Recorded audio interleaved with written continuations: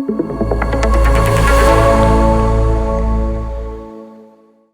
бүх үзэгчид сонсогчдоо энэ өдрийн мэнд манай Ontai podcast series-ийн маань дараагийн дугаараас эхлэхэд бэлэн болсон байна. За тэгээд манай ерөн дугаарууд маань Home Plaza-гийн хажууд байдаг. За Baco Speak Easy Bar гэдэг коктейлийг маш өндөр зэрэглэлийн түвшинд гаргадаг. Тэгээд бас Италиас өндөр сортын вайнууд оруулж ирдэг ийм гоё баарнаас хүрдэг байгаа.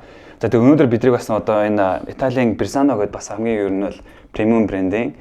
За Италийн Asti гэдэг мужийн Barbera гэдэг ус үзний төрлөөр хийгдсэн улаан дарсаар бидрийг бас дайлж байгаа. За тэгээд бас нэвтрүүлэг эхлэхээс өмнө тоолгоч тийм ээ. За ингэж толохгүй бол тайлбарчтай марчаад байна тийм. Манай зөв чи уух хэвээр мэдхгүй. Бид хоёул өөрсдөө уугаад. Харин тийм. Тэгээд Багода маш их баярлалаа. Тэгээд бид бас ийм гоё cozy room-д суулгаад ярихад бас аюу гоё юм тухтай орчноор хангаж өгдөг байгаа.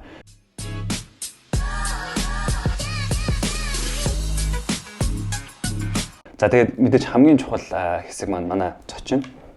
За тэгээд ер нь бол бас мэдгүй хүмүүс байгаа бол Хаан банкны гүйцэтгэх захирлын орлогч гэдэг алтан тушаалыг хашдаг. За тэгээд ер нь гэр бүлээрээ 70 гаруй жил банк санхүүгийн салбарт Монголын банк санхүүгийн салбарт ажиллаж байгаа ийм зочин ирсэн байна. Бид хоёрын бас урилгыг хүлээн авч ирсэнд баярлалаа. За намайг энэ подкастт урьж оролцуулж байгаад маш их баярлалаа.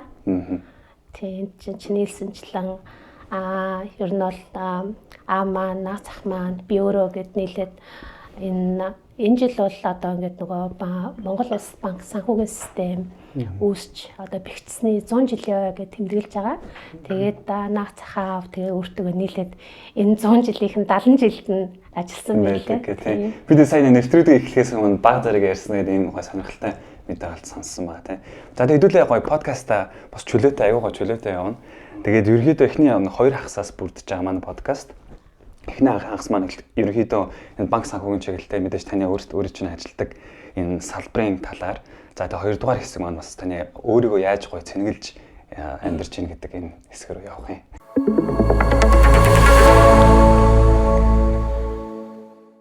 За шууд эхний асуултыг би 2015 онд би яг төгсөөд ирж байхад Хаан банк нэг юм миний мэдхээр бол одоо жоохон юм хоцрогдсон банкнда санагддаг байсан.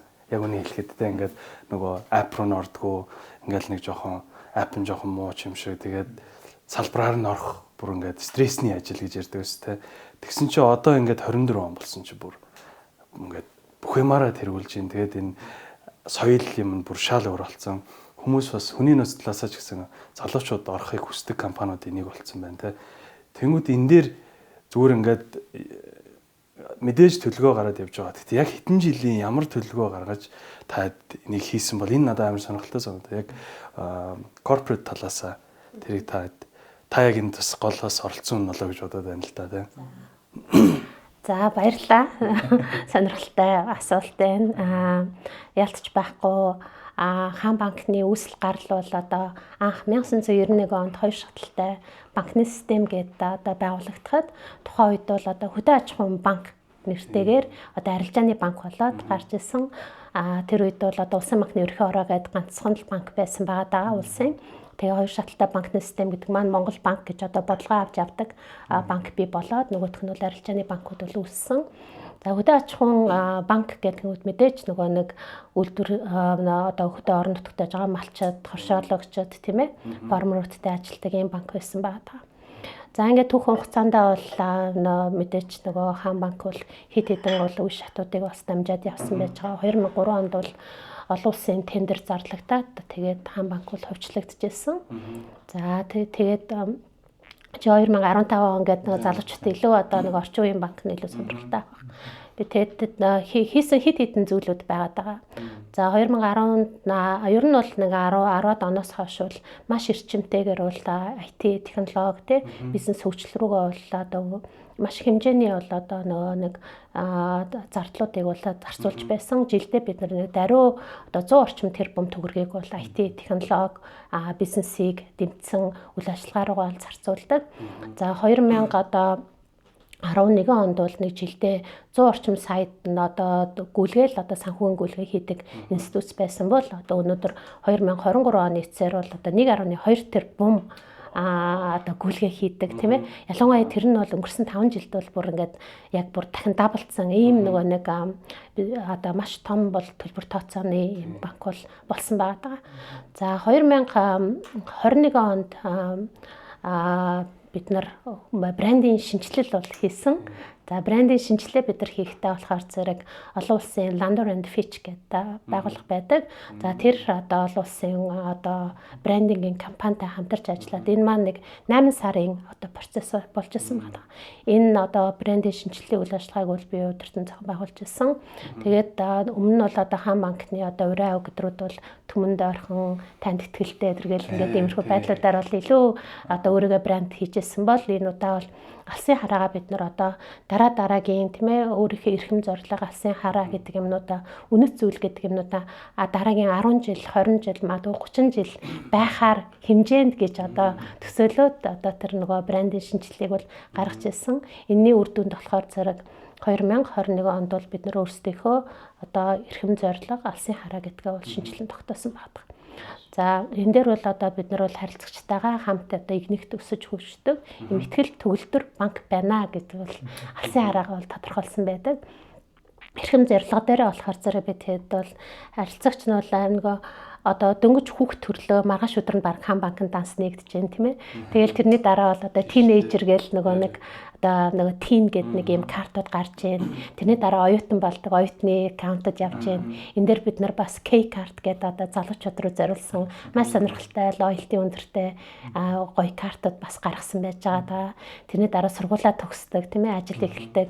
Мэдээж нөгөө өөр ингэсэн одоо машин авах хэрэгтэй бол ихний машин аавна, ихний орон сууцаа аавна, тэ гэр бүлтэй болно, хүүхдийн сургалт гэл ингээл юмнууд гарна, өөрийн жижиг бизнесээ эрхлэнэ, тэрний дараа тэгэл бизнесээ томруулна, том бизнес болно, магадгүй дараа нь одоо үндсэн дамсан мундаг том корпорат болно гэт тийм ээ. Тэгээд өөрөө бас priority банкны одоо private банкны үйлчилгээ аавна гэт энэ бүх юмнуудыг одоо шингээгээд одоо харилцагчийнхаа одоо тэр нөгөө санхүүгийн аяллаа алхам бүрт нь хамгийн шинэлэг шилдэг бүхнийг одоо үзүүлдэг ийм банк байна гэж бол нөгөө эрхэм зорилгоо бол тодорхойлж ирсэн. Энэ дээр бидний бас нэг том хийсэн зүйл бол үнэт зүйл гэдэг те альва хувь хүнч байлаа гэсэн байгууллагч байлаа гэсэн ер нь бол нэг юм үнэт зүйлтэй бид нар юуны төлөө ингээд ажиллаж байгаа юм. Мэдээж стратеги зорилго алсын хараа гэж байна. Гэтэ бидэрт юу үнэт зүйл юм бэ гэдгээ бас нөгөө тодорхойлох хэрэгтэй гэдэг. Тэгээд тэр үнэт зүйл гэдэг юм дээр бол дөрвөн зүйлийг бол тодорхойлжсэн байдаг.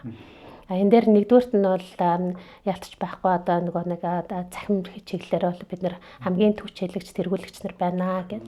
Тэгээ одоо бол нөгөө ESG гэдээ яриад байна тийм ээ. Доктортой одоо ийм бизнес энэ чиглэл рүү бид нар бол хамгийн одоо тэргүүлэгч байна гэж бол заасан байгаа. Тийм ч учраас одоо ногоон чиглэл рүү бол маш их олон арга хэмжээнүүдийг хийж байна. Дээрээс нь бид нар нөгөө нэг харилцагч байгаа хамгийн ихтгэлтэй юм зөвлөгч байна гэсэн байдлуудаар бол тодорхойлсон. Тэгээд мөн бас нөгөө хамгийн том зүйл бол мэдээж хамгийн том арилжааны банк байгаа. Манай зээлийн одоо нөгөө маркет шеэр гэж ярьдаг. Зах зээлийн эзэлт бол 35% байдаг. Одоо зээлийн багц маань даруй одоо 10 их 80 төгрөг бол хүрсэн. 10 их 80-ийн төгрөг үе яаж байгаа учраас бид нар бол одоо харилцагчраа тэр одоо харилцагчтай хөгжил цэцгэлт рүү одоо нөгөө ингэж одоо чиглүүлдэг юм хөгжил цэцгэлтэнд одоо түүчэлэгч байна гэдэг ингээд үнэт зүйлсээ бол ингээд тодорхойлсон байгаа. За энэтэй холбоотойгоор бол маш олон одоо брендийн шинжилэл хийсэн учраас энийг холбоотой олон нийтэд одоо таниулах юмнуудыг бол маш их зүйлүүдийг 21 оноос хойш хийсэн байгаа. Бидний хийгээд байгаа стратеги, алсын хараа, үнэт зүйл гэдэг маань бас 23 онд бид нар IPO-г хийсэн. Олон нийтийн нээлттэй компани болсон шүү дээ, тэ.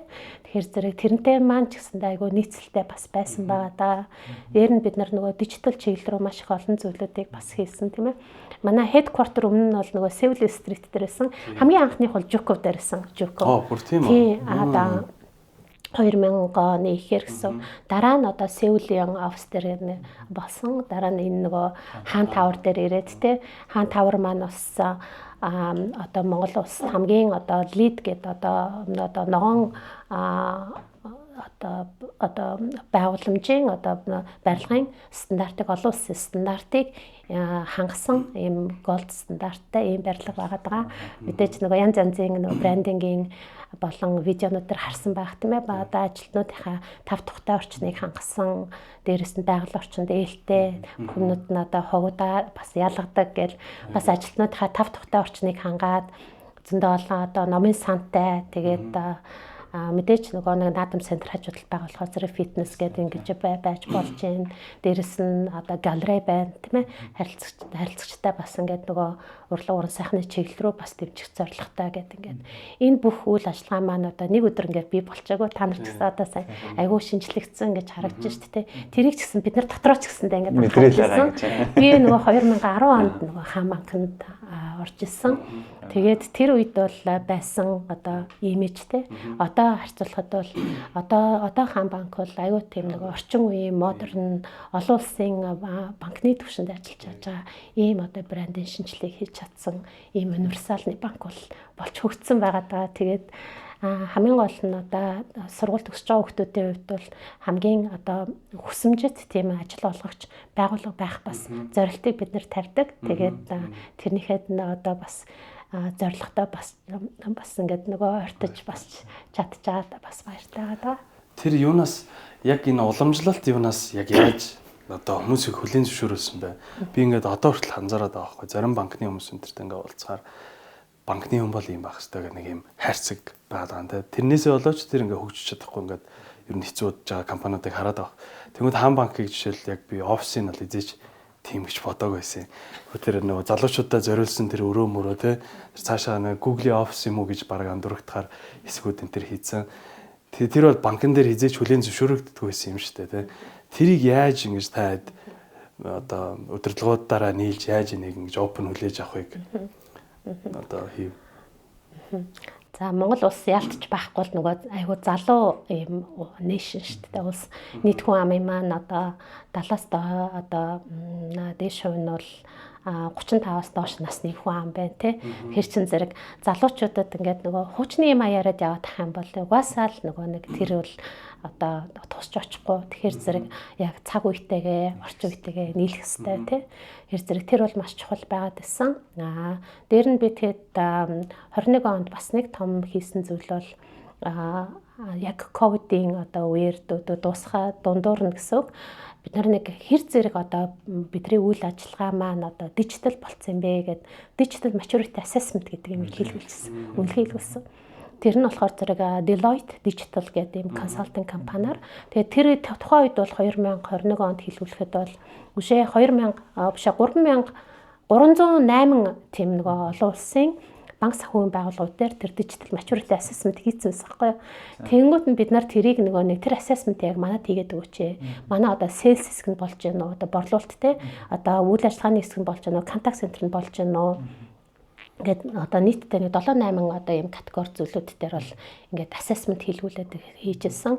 Тэгээд тэнцэнээсээ бид нар өөрсдийнхөө одоо 3 жилийн одоо digital стратеги гэдэг юм гаргаж ирээд за ер нь бол айгу дэлхийн хэмжээний одоо банк байхын тулд бид нар юу хийх ёстой юм бэ гэсэн тэр нөгөө стратегиудаа гаргаж ирээд ингээ гарангуут нь тэр нөгөө road map гэдэг юмтай болчингууд чинь тэр чинь өөрөө бол нэг юм guiding principle маягийн болж шүү дээ. Тэгэл тэрэн дээрээ ингээд хүмүүсүүдийг ингээд нөгөө стратегийн communication-ууд айгу маш сайн одоо доошогоо бол тарааж ажилтнууд руу хүртэл хийсэн байгаа даа. Дээрээс маш олон төрлийн сургалтуудыг хийж байна. Одоо Хаан банкны ажилтан байхын тулд одоо ямар зан чанартай байх хэрэгтэй юм бэ? Амжилтын одоо 5 зам төлөвгээд одоо бас гаргаж ирж байлаа. Хамгийн гол нь банкны ажилтан гэлтэнгүүч нь маш үнэн шудраг байх хэрэгтэй, этиктэй байх хэрэгтэй, тийм ээ. Үргэлж ингэж одоо шинжлэгдэж өөрчлөгдөхийн төлөө одоо ингээд юм proactive байх хэрэгтэй зэрэгэд ингээд гараад тэгээд 6 дахь зам төлөв нэгтгэсэн digital savvy буюу одоо ингээд нөгөө угаасаа бизнесийн үйл ажиллагаа маань аюу нэлээд дижитал болоод эхлэнгүүт нь дижитал байх гэсэн шаардлага угаасаа өсөөсөө өөрөөсөө тавигдаж эхэлж шүү дээ. Тэрийг оруулж өгчээсэн. Тэгээд бид хэд нэг IPO-гийн дараа нөгөө нэг хөрөнгө оруулагч нараа нэг ураад тэгээд нөгөө дээдлийн 24 давхарт манай нөгөө түүхийн музей байдаг байхгүй юу. Тэгээд тэрэн дотор ингээд үзээд явуулчихсан чинь нэг одоо хөрөнгө оруулагч бүр гайхаад хөөх эн чинь хаан банк гэдэг чинь хөдөө аж ахуйн банк байсан юм уу? Тэр үчи амар дээр үеийн зургууд авдаг шүү дээ. Тэнгуү чинь хаан банк гэл ингээл нэг ийм банк зүгээр л ингээл гараад ирсэн юм шиг бас ингээд бодсон. Тэгтэл энэ маань бол одоо үе үеийн л одоо удирдахжсэн одоо захирлууд те удирдлагын баг тэгэл одоо мэдээж төлөөлөл удирдах зөвлөлийн тэр одоо чиглүүлж байгаа стратеги гэдэг энэ бүх одоо үйл ажиллагааны үр дүнд ер нь бол 2003 оноос хойш хувьчлагчнаас хойш байнга л одоо ингээд шинжилэл одоо сайн засаглалыг хөгжүүлэх тийм ээ одоо ажлуудаа сургах гэд хамгийн одоо шилдэг байхын төлөө ингээд хичээж исэн энэ бүхний маань үр дүнд бол одоо 20 жилийн дараа 2003 онд авчлагдаад тэгээд 20 жилийн дараагт бол шал дондоо орчин үеийн шинжлэгдсэн олон улсын түвшний ийм одоо банк болж хөгжсөн байгаа. Ер нь гадны хөрөнгө оруулагч нар бас аягүй хэрэгдэлтэй манай дээр бид нэр жилдээ нэг 200-200-аас 250 сая орчим долларын гадаад их усрууд ингээд босгодог. Мэдээж тэр нөгөө инвесторууд чинь дэлхийн амар олон орн улсуудаар мэдээж хөрөнгө оруулалт хийгээ явж байгаа. Тэгээ хаан банк дээр ирээд ихээр зэрэг одоо ер нь ингээл нөгөө бүх юмнуудыг хараад тэгэл байшин барьлага ажилтнуудын чадвар тэгэл ингээл банкных нь барьж байгаа стратеги гэдэргээл ингээл тэр бүх зүйлүүд дээр бол айгүй импрессд байдаг. Тийм олон улсын одоо төвшин дээр ингээд үнэхээр ажиллаж чадчихна гэдэг. Тэгээ брендинг шинжилэл хийсэн бол маш том зүйл болсон. Брендинг шинжилэл гэдэг бол ерөөсөө нэг гадна харагдах байдлаараа бас биш юм л да. Тэр чинь өөрөө тэр чигтээ ингээд нөгөө нэг ер нь одоо нөгөө стратеги маань алсын хараа нь юу юм бэ? Дээрэс нь одоо презентац тавихад ч хүртэл ингээл өнгө колор будгууд нь юу ах хэвээр одоо янз янзын кампейнт ажлууд явуулж байна тий. Тэнгүү чинь ямар одоо төөнөр бид нар ингэж нөгөө нэг харилцагч руугаа тэрийгээ ингэж хүргэх хэвээр тий. Тэр болгон дээр чинь бас ингээд нөгөө нэг хаамагны харилцагч гэл нэг ганц том одоо цул бол биш шүү дээ. Тэн дотор чинь янз янзын харилцагч нар одоо байгаад байгаа. Мэдээж корпорат харилцагч байна тийм ээ. SME гэл жижиг бизнесүүд байж байна. Одоо залуу юунууд руу чиглэсэн одоо signature гээл байж байна. Илүү priority banking одоо private bank-ных гэдэг ингээд тэр болгон сегмент маань бас энэ нөгөө өөрийнхөө брендийнхаа үндсэн одоо стратеги одоо юмнуудаа бас нөгөө ингээд оруулсан ийм стратеги бол ингээд бий болсон.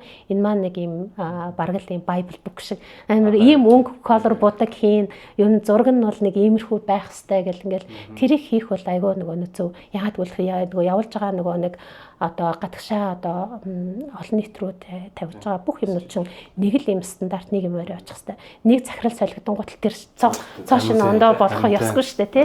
А хэрвээ үнэхээр тэр бол өөрчлөгдөх боллоо гэж бодоход бол брендинг refreshment хийгээд тэр нь өөрчлөгдөж байгаа хэвээр. Тэгээд захирал одоо нэг 10 оноос хойш хаан банкд орж ажилласан гэж байна шүү дээ. Тэгээд мэдээж сая ингээд та амар том ажлыг эхлүүлсэн байна шүү дээ. Тэр брендинг шинжилдэг таны санаа юу нь бол байсан уу? Гэхдээ яг 2021 онд 2003-аас 2020 он хүртэл ер нь бол хаан банкны CEO бол дандаа гадаад хүн байсан. Тэгээд англи хүн байсан, Америк хүн байсан, Япон хүн байсан гэдэг. Тэгээ 2020 оны 12 сард бол мөнхтэй захирал бол одоо томилогдсон хамгийн анхны Монгол одоо эмэгтэй CEO байсан. За одоо мэдээж мөнхтэй захирал томилогдсны дараа намайг бас багийнхаа гишүүн болооч тэгээд бизнесийн хэсгүүд одоо бизнес хэсэг гэдэг маань одоо retail business, consumer business байна тийм ээ, SME байна, corporate banking байж байна. Тэгээд дээрэс нь international banking business тэгээд the branding одоо тэр маркетинг хэсэг тэгээд digital transformation гэсэн энэ хэсгүүдийг хариуцаад яваач гэд тэгээд би 2021 оны 1 сард томилогдчихсан. За. Тэрнээс өмнө болохоор зэрэг яг corporate, treasury тэгээд international banking, investment banking-гээ хариуцсан VP байсан гэсэн үг дээ. Тэр хэсгээр яг ер нь бол таны мэргэжил байсан гэсэн үг тийм үү? Ер нь бол нөгөө нэг яг одоо сурсан сургууль ер нь бол юмнуудаараа бол миний чиглэл нь бол яг одоо international banking тэгээд treasury гэдэг энэ найраа багтах. Бол анхны маань карьер бол Монгол банкнаас эхэлжсэн байна. Тийм билээ. Тийм. 94 оноос байсан. 94 онд тийм. 94 онд одоо анх нөгөө сургуулаа төгсөөд санхүү эзэн засгийн дэд сургууль тухайд бол эзэн засгийн коллежээс ирсэн. Тэгээд 94 онд Монгол банкнд одоо мөнгөний олон газар эдийн засгаар орж ирсэн. Тэгэхээр чи 91 онд чинь нөгөө 2 шатлал банкны систем байгуулагдаа тий. 94 он гээл тэнгуут чинь нөгөө нэг яаж одоо нөгөө мөнгөний бодлогыг одоо явуулахын тулд одоо бодлогын одоо шууд болон шууд бус аргаар удирдах хэрэгтэй болж байна. Шинэ инструментууд, шинэ бодлогууд гарах хэрэгтэй болж байна. Энэ бодлого маань өөрөө төсвийн бодлоготой уялдах хэрэгтэй. Засгийн газрын бодлогуудтай бас уялдах хэрэгтэй. Дээрээс миний хариуцчихсан гол хэсэг бол ялдчих байхгүй нөгөө төв банкны үнцаас гээд одоо Монгол банк талаасаа төв банкны үнцаасны дилер гэсэн. Одоо үнцаасны нөгөө нэг одоо арилжааг зохион байгуулдаг тэр дилерийн үйл ажиллагааг бас анх хийжсэн анхны одоо аукционуудыг явуулна, журмуудаа боловсруулна. Одоо ч гэсэн одоо нөгөө банкны үнцаасыг гаргахад тэр үед хийжсэн журмудрууд бол нөгөө гол нөгөө принциплууд бол стил тэрэн дээр явж идэг. Тэгээд захирлаад 2010 хүртэл Монгол банкд байсан юм уу? Үгүй 1994-өөс 2001 он гэсэн үг тийм. Тэгээд би Америк нэгдсэн улс руу Жорж Сорсын сангийн тэтгэлгээр нөгөө одоо сургуультай Индиана гэх сургуульд сурахаар ингээд явсан. Тий. Ирээд хаан банкнд орсон. Тий, ирээд тэгээд мэдээж тухайн үед бас бодож байгаад Монгол банк руу тэгээд Арилжааны банк гэдэг нөгөө янз янзын сонголтууд бол надад бас тухайн үед бол байсан. Тэгээд ямар ч гэсэн гэр бүлтэйгээ бас ярьж агаад ер нь Арилжааны банкнд ороод бас зүгээр юм уу гэдэг Арилжааны банкны хэд хэдэн саналууд бас ирсэн байсан. Тэгээд сонголтоо тэгээд яа хаан банк хаан банк гэж одоо жишээ нь яг системийн банкнууд яг ингэсэн байсан үү шүү дээ. За 2010 онд хаан банк нийт активаараа бол номер 2-т байсан. Тухайн үед бол захирал нь бол гадаад захирал байсан. Тэгээд shareholder одоо хувьцаа эзэмшигчдийн юун дээр бол IFC гэдэг дэлхийн банкны групп шүү дээ тийм ээ. IFC болохоор зэрэг 9.3 орчим хувийг эзэмшдэг. Тэгээ яг хөө ингээд бодож байгаа номер 2 тэгээ гадаад захиралтай тэгээд ер нь компанийн засаглал нь бас нөгөө нэг өндөр боломжтой. Тэгээд нөгөө гаднаас их усүр татах маш их нөгөө нэг шаардлагатай байгаа гэдэг ингээд тухайн үед ажлын интервью маань хийгдчихсэн. Тэгээд миний бас нөгөө нэг чадвар одоо маань бас яг investor relations гэдэг тий хөрөнгө оруулагчтай харилцаа гэдэг энэ тал дээр бас илүү бас нөгөө impact хийж чадах юм байна гэж бодоод тэгээд хаан банкыг сонгож ирсэн байгаа даа. Ер нь бол активийн хэмжээ эдрүүд бол бас айгүй нэлээд том байсан. Миний яг боддог зүйл бол альва нэг юмд хийх юм бол хамгийн одоо боломж тийм өсөх ирээдүйтэй тий том гэсэн ийм юуруу бас ингээд юугаа чиг баримжаа харуул илүү зүгээр юм шиг бас санагдаад байдаг тий. Чиний бас суучихсан уу? Би өргөжлүүлчихв. За айгуу гоо сонирхлоо. Би нөгөө нэг юмнуудын кач аваад бичээл байгаа тэнгууд дэгийн захирлын ярианаас ингээд амар өөр шилжээд байна л да. Тэгэхээр одоо яг саяны минут ороод ирсэн байгаа. За яг нөгөө нэг тэр саяны ордог үед тэр тий хаан багс 2 тайсан гэж чинь активийн чанараа тий. Одоо тэнгууд сая одоо 12 13 жилийн дараа хаан банкны актив бусад банкуудаар харьцах бол 3 4 нугалцсан. За орлого нь бас те revenue бас аягүй өндөр болсон те. Яаж ингэж цойлчвоо? Одоо мэдээж та бас яг одоо илүү бүр нөгөө сектороор нь ярил. Ер нь цойлох яг одоо түлхүүрүүд нь юу байх вэ? Амар том хөрөнгө оруулалт татсан уу? Яадаг байх вэ? Та тэрнээс хаалцаач. За хаан банк мэдээж нөгөө нэг бранч нетворк байна тий. Хамгийн том бранч нетворк байгаа. Өнөөдөр 545 салбар нэгж байна биднэрт.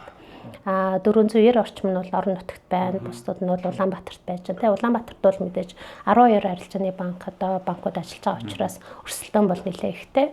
Орон нутагтаар бол одоо гол өрсөлдөгч нь бол төрийн банк, хас банк да зарим нэг аймгийн төвүүд дээр бол мэдээж худалдаа өгч голомт гээл хас гээл те энэ банкуд байгаа даа. Тэгэхээр бид нар ер нь бол одоо Монгол улсын бүх иргэн одоо бизнесүүдэд хүрч ажиллах ийм зорилготой байсан. Тийм учраас энэ өнгөрсөн одоо хугацаанд 2003-аас одоо 23 он гэдэг 20 жилийн хугацаанд бол байнга л одоо өөрийнхөө нөгөө бранч нетворкаа бол нэмэгдүүлсээр ирсэн. Нэмэгдүүлсээр ирснээс хойш одоо нөгөө нэг 545 болцсон ба шүү дээ. Анх 91 онд л одоо нөгөө хоёр шаталтай банкны систем байгуулагдаад 283 салбартай үүсчихсэн гэж байгаа байхгүй юу. Тэгээд тэрнээс жоош нэмэгцээр 545 болцсон. За тэр бол айгүй том чухал байсан. За 2010 онд би бас хаан банкнд ороход бол манай нөгөө ликвидити харьцаа бол одоо хөрөх чадварын харилцаа гэж ярьдаг шүү дээ, тийм ээ. Монгол банкны шаардлагаар бол 25%-аас дээш хангах хэрэгтэй байдаг.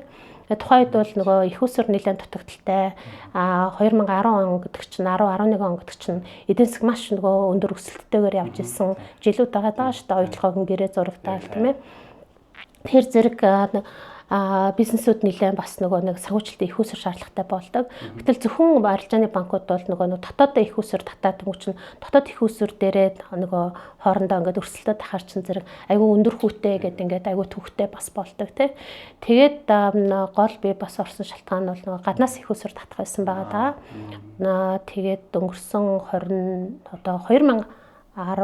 2010 оноос хойш 13 жилийн хугацаанд бол нийтдээ бараг 1.8 тэрбум долларын их усүрийг гадаад их усүрүүдийг энэ бол 2-7 жилийн хугацаатай их усүрүүдийг энэ жилдээ бол нэг ойролцоогоор нэг зарим жилд нь 150 гээл 100 гээл те одоо бол нэг 250-аас нэг 300 сая орчим долларыг бол ингээд татаа явж байгаа. Энэ нь өөрөө ингээд мэдээч нөгөө нэг одоо худалдаа хөгжлийн банк ч юм уу эсвэл боломж шиг одоо олон улсын зах зээл дээр биднэрт гаргах тий бүрэн боломж бол байгаа. Ер нь бол бизнесийн үзүүлэлт, санхүүгийн үзүүлэлт тий компанийнхаа сайн засаг лидерүүдэд бодох юм бол биднэрт бусад банкудаас илүү их боломжууд бол байгаа. Гэтэл ямар челленжүүд байсан бэ гингүүт нь 300 сая ч юм уу одоо гэл мөнгийг одоо нэг дор ингээд босгоод ирэнгүүт нь тэр мөнгөө яаж хамгийн үр ашигтай үр дүнтэйгээр бид нар нөгөө нэг хурдан гарах вэ гэдэг асуудал гарч ирж байна шүү дээ тий.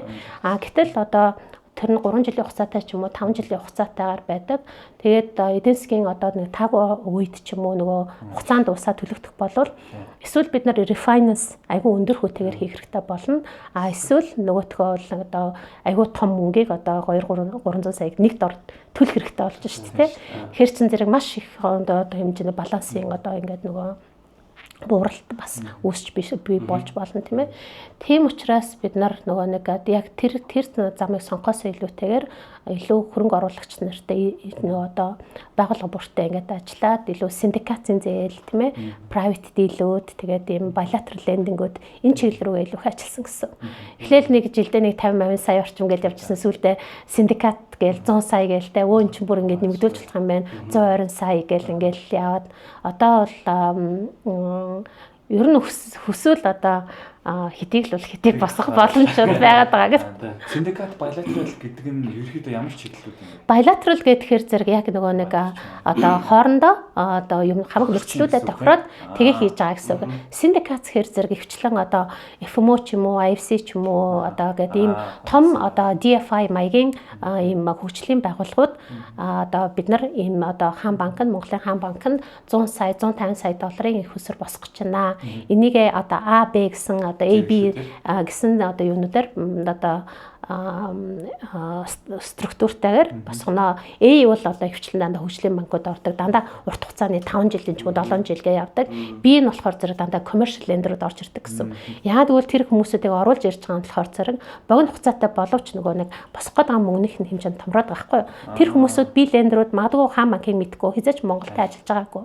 Гэхдээ энэ хүмүүсүүдийн төлөгдөх зээл нь B лендерийн төлөгдөх зээл бол энэ нөгөө А лендерүүдийн нөгөө илүү нөгөө хаан банкыг мэддэг хаан банкны эрсдлийг авахд одоо окей гэж бодож байгаа одоо бидний одоо байнга ажилтдаг одоо хөрөнгө оруулагч нар шүү дээ. Тэд нэр 5 жилээр ордог. 5 жилийн дараа энэ мөнгө чинь төлөгдөн нэгтэл энэ бол 3 жил ахгүй. Тийм учраас илүү ингээ комфорт одоо итгэлийг нөгөө нэг ингэж өгдгөө гэсэн үг. Тийм. Чухал асуултанда би одоо зөвхөн сонсож байгаа хүний хувьд тэгэхээр нөх төлөв залсан юмнууд мэдээж investor relations амар сайн байсан байна. Тийм гаднаас их хөсрүүд болсон. Сайн үнээр сайн хийж чадсан. Тэрэн дээр бас нэг Монгол банкнаас хийсэн бас дэмжлэг бол яалтч байхгүй.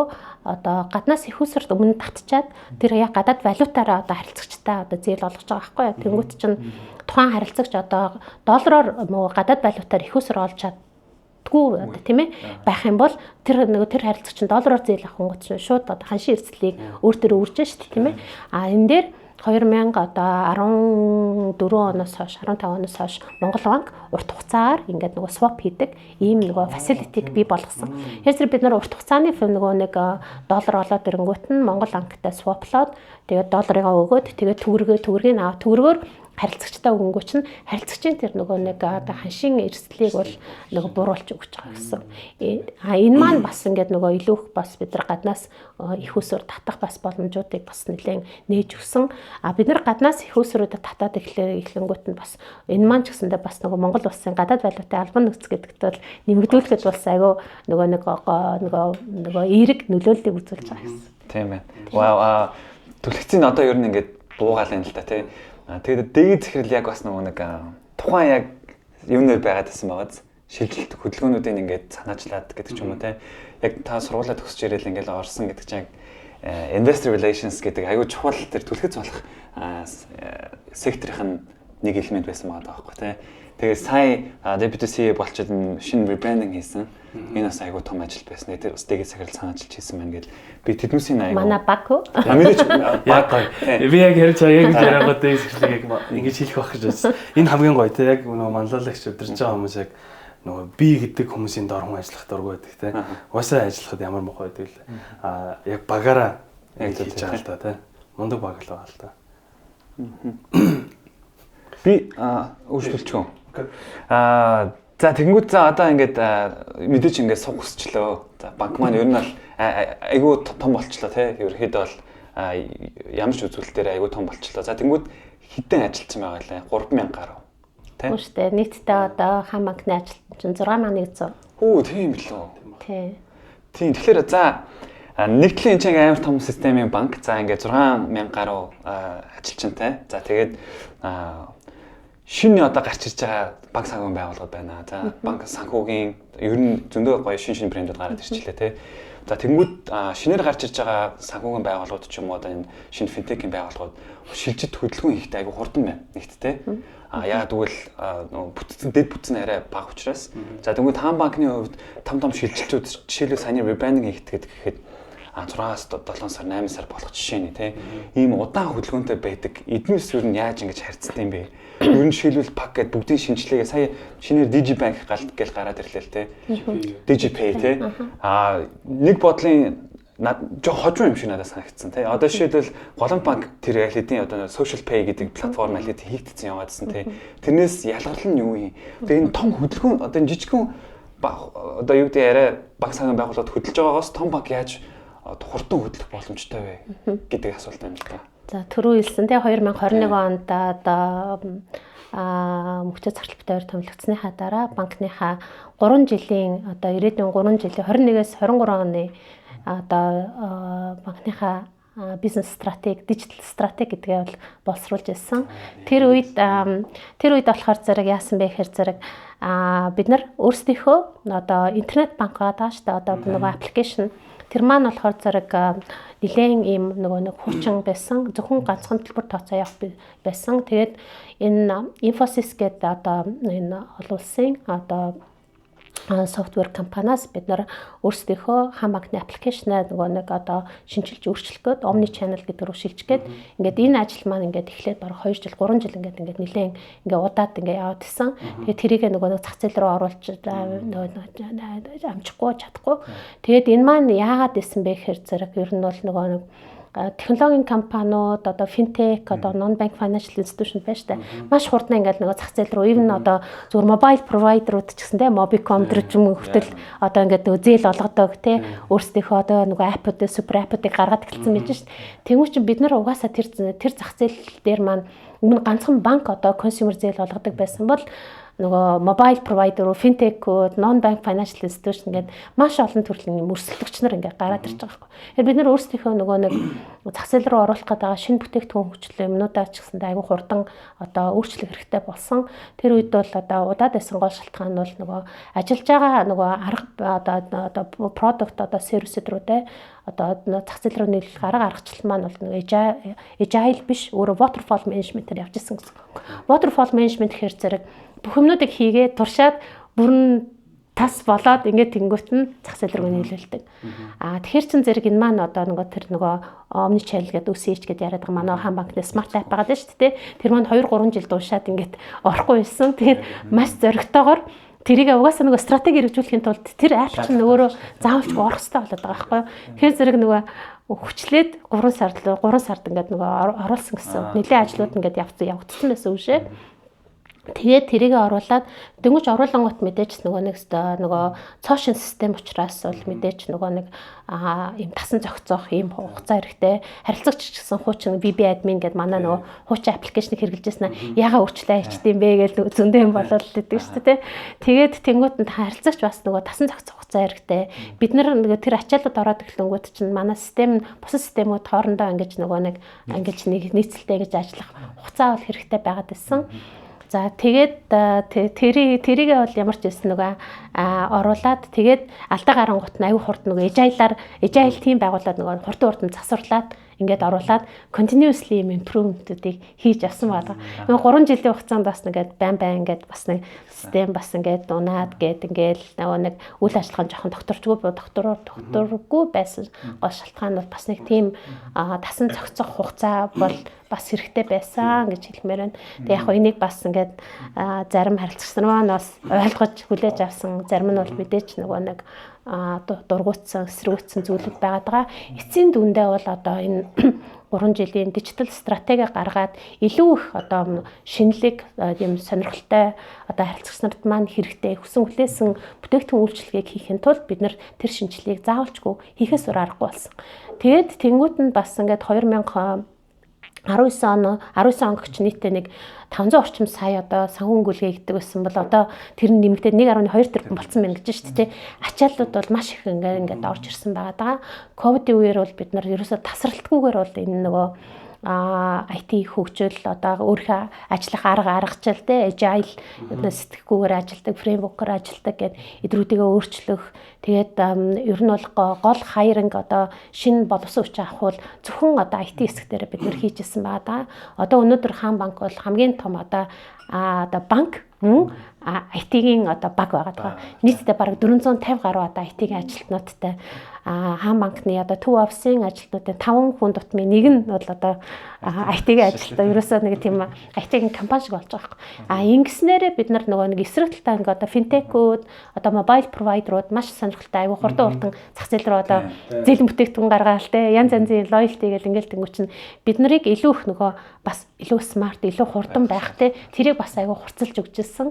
Тэр маань ч гэсэндээ нөгөө нэг өөрсдөө аюу хурдан өөрийгөө ченж болох те тэр ченжд хурдан адапт хийгээд хурдан одоо зах зээл рүү нийлүүлэх гэсэн энэ чиглэл рүүгээ л нөгөө ажиллах тэр одоо гол пуш одоо тийм би одоо илүү банк мэдээж Хаан банк яалж явахгүй ихэнх карьерт энэ өнгөрсөн учраас тэрийг ярихаас ямар шаардлагатай. Би эндээс дахиад нэг асуулт асуугаад ер нь дэгийн захирлын хүн өндрөө нормоор байна л та. Тэгэхээр хамгийн одоо миний тэр банкн дээр асууж байгаа сүүлийн асуулт болохоор энэ Alipay-тэй сая гэрээ хийсэн. За тэрнтэй энэ сүүлд гарсан app холбогдолтой юу? Тэгээд Alipay-тэй гэрээ хийснээр ер нь ямар давуу талууд үүсэж байгаа? За Alipay-тэй бид нар сая одоо Alipay Plus гэсэн тийм гар үсэг зурсан байгаа. Ингэснээрээ ямар давуу талыг үзүүлээд байгаа юм бэ гингүүт нь тухайн одоо зүүн өмнөд Азийн одоо Сингапур ч байна уу, Филиппин ч байна уу, одоо тэгэл Солонгос, Хятад гээл тийм энэ өөрсдийнх нь одоо нөгөө home одоо digital wallet-ууд байгаа шүү дээ. Alipay байж байна, одоо Changi Pay гэл одоо янз янзын солонгосын app. Even Европоос бас Италийн нэг бас нөгөө digital wallet байгаа. Тэгэхээр зэрэг энэ өөрсдийнхөө home wallet-ыг ашиглаад Хаан банкны постэр ингээд одоо төлбөр тооцоог ямар ч одоо асуудалгүйгээр хийх боломжтой болж байгаа гэсэн. Монгол улсын засгийн газрын бодлого одоо нөгөө Welcome to Mongolia гэх тийм Монгол зочлох жил гэл ингээд бодлогод явуулаад байна шүү дээ. Тэнгуү чин тэр хүмүүсүүд хурж ирээл одоо доллар солиулаад гэл ингээл кэш одоо ингээл карманда хийгээл явах чинь бол тэр бол одоо нэг орчин үед бол одоо биш болчиход байна шүү дээ. Хэр чин зэрэг тэд нар ямар ч асуудалгүйгээр өөрсдийнхөө home тэ wallet-а digital wallet-а ашиглаад Хаан банкны постэр уншуулхад л ямар ч асуудалгүйгээр төлбөр тооцоо тэ одоо ресторан тэгэл одоо чочод буудлын захиалгын юм хүмүүд төлбөрүүдээ хийхэд ийм боломжтой болж байгаа гэсэн.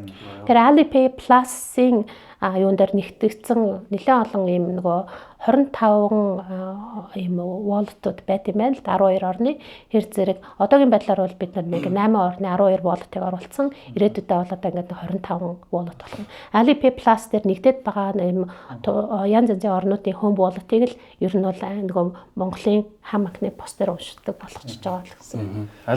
Alipay Plus нь 12 орн шууд ороод ирж байна. 12 орн тий 12 орн зөрүүлээд манах бас ашиглах уу?